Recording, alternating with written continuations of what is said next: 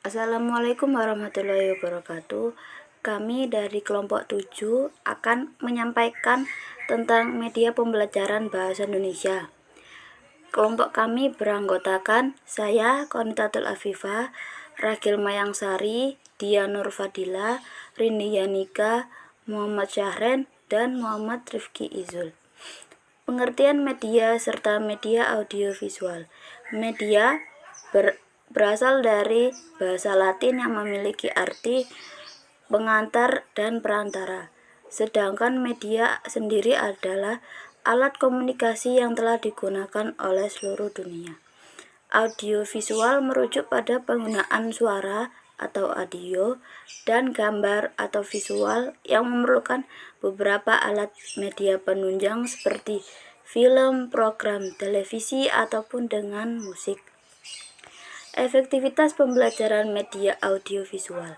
Pembelajaran menggunakan media ini merupakan penggabungan antara media suara dan juga media gambar, yang mana masing-masing media memiliki kelebihan dari bahan ajar pembelajaran yang memuat komponen untuk menjadi kreatif, inovatif, menarik, dan tidak cepat membuat bosan.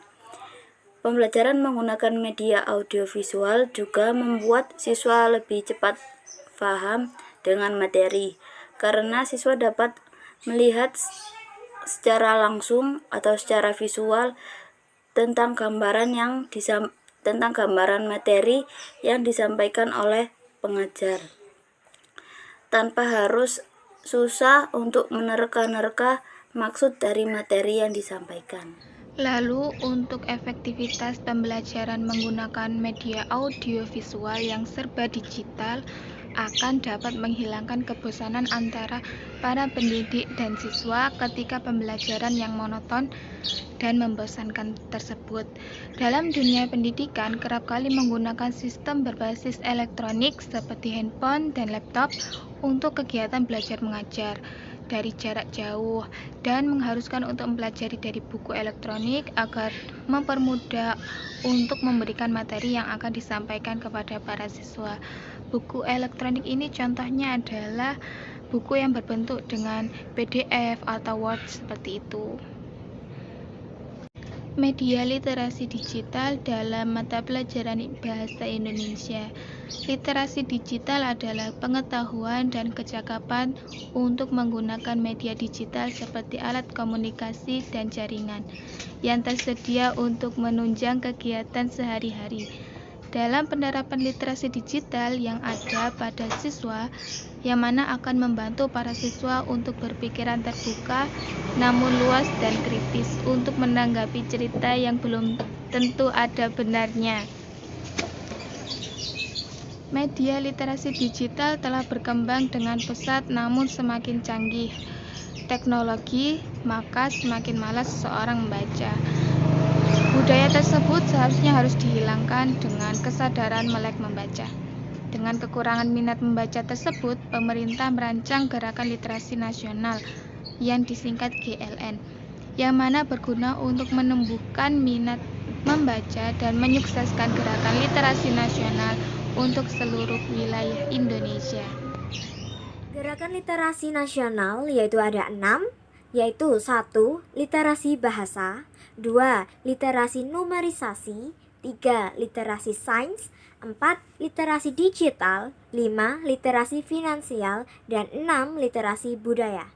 Dan dengan adanya kegiatan GLN ini atau juga disebut dengan Gerakan Literasi Nasional, pemerintah harus mengimbangi dengan kemampuan berpikir secara kreatif, komunikatif, kritis dalam pemecahan suatu masalah dan dapat berkolaborasi atau berkelompok. Lalu sedangkan literasi digital adalah pengetahuan dan kecakapan untuk menggunakan media digital seperti alat komunikasi handphone, tablet, komputer, serta televisi, serta jaringan yang tersedia untuk menunjang kegiatan sehari-hari seperti kuota, wifi, dan lainnya. Dalam penerapan literasi digital yang ada pada siswa, yang mana akan membantu para siswa untuk berpikiran secara terbuka namun luas dan kritis untuk menanggapi cerita yang belum tentu ada benarnya. Dengan melatih kemampuan tersebut, para siswa akan dapat mengerti manfaat literasi digital yang bersumber dari informasi media sosial, media pembelajaran, informasi yang bersumber dari narasumber, dan masih banyak lagi informasi yang berdasarkan sumbernya. Berikutnya ada ciri-ciri dari media audiovisual. Yang pertama, biasanya bersifat linier. Linier dalam artian perubahan secara bertahap atau mengikuti sesuai keadaan yang ada dari zaman ke zaman. Yang kedua, biasanya menyajikan visual yang dinamis atau selalu bergerak seperti video-video pembelajaran di YouTube maupun video-video pembelajaran secara langsung seperti saat ini, yang seperti saat saya lakukan saat ini. Itu kan termasuk juga dinamis selalu bergerak. Yang ketiga, dipakai dengan cara yang sudah diterapkan sebelumnya oleh perancang maupun pembuatnya. Yang keempat, merupakan representasi fisik dari gagasan real atau gagasan abstrak. Jadi, media audiovisual ini bisa dipaparkan secara nyata maupun dipaparkan secara abstrak atau di luar kepala atau tidak real. Yang kelima, dikembangkan menurut prinsip psikologis behaviorisme dan kognitif. Psikologis behaviorisme lebih ke sebuah perilaku yang ditunjukkan, sedangkan kognitif sendiri merupakan sebuah proses berpikir. Yang keenam, umumnya berorientasi kepada guru dengan tingkat pelibatan interaktif murid yang rendah. Berikut ada model pembelajaran dari audio visual. Yang pertama ada audio visual diam, yaitu media yang menampilkan suara dan gambar yang diam seperti film bingkai suara atau sound slide, film bingkai suara, dan cetak suara. Media pembelajaran audiovisual dapat membuat siswa menjadi lebih fokus dalam menyimak materi yang ditampilkan dalam bingkai gambar, karena pada dasarnya siswa mempunyai tingkat perhatian dan konsentrasi yang singkat. Jadi jika anak-anak diajarkan atau sedang melakukan pembelajaran, apalagi anak SD, itu kan dia cepat bosan.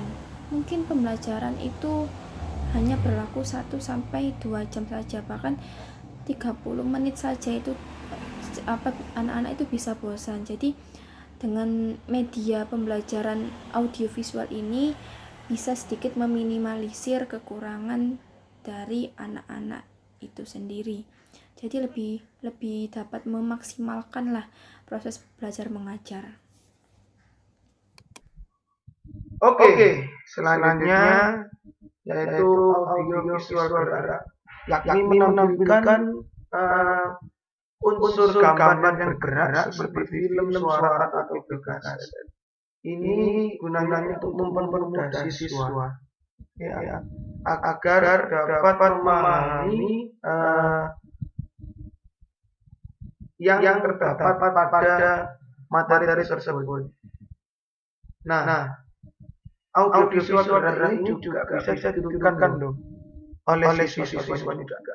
Jadi maksud dari audiovisual bergerak ini untuk bagaimana guru menjelaskan kepada murid dan memperagakannya. Nah, itu termasuk audiovisual bergerak. Nah, audiovisual murni yakni audiovisual bergerak merupakan media yang bisa menampilkan unsur suara. Jadi ini berupa unsur suara gambar saja. Unsur suara gambar yang bergerak, yang berasal dari sebuah sumber. Nah, ini dinamakan audio visual. Kelebihan media audio visual: 1. Memperjelas penyajian pesan agar tidak terlalu bersifat verbal. 2. Mengatasi keterbatasan ruang, waktu, dan gaya indera. Kekurangan media audiovisual. Yang pertama, media audiovisual tidak dapat digunakan di mana saja dan kapan saja karena cenderung di satu tempat atau tidak berpindah. Dua, adanya biaya perawatan dan penggandaan yang relatif mahal. Yang ketiga, guru yang berperan didaktif akan membuat murid menjadi tidak dapat menyimak dengan baik dan hanya mendengarkan suara dan tidak memperhatikan apa yang dijelaskan oleh guru. Kesimpulan, dengan adanya media pembelajaran secara audiovisual, siswa mampu untuk memahami pembelajaran dengan baik dan bisa membantu karakter dengan sendirinya. Media juga mempermudah pembelajaran siswa melalui ilustrasi dengan audio, dan siswa mampu untuk mempraktekkannya secara langsung agar mudah untuk dipahami dalam pembelajaran. Guru juga harus memahami media sebelum memperlihatkan kepada siswa, maka sekolah harus memiliki fasilitas yang memadai untuk mempermudah pembelajaran siswa secara audiovisual.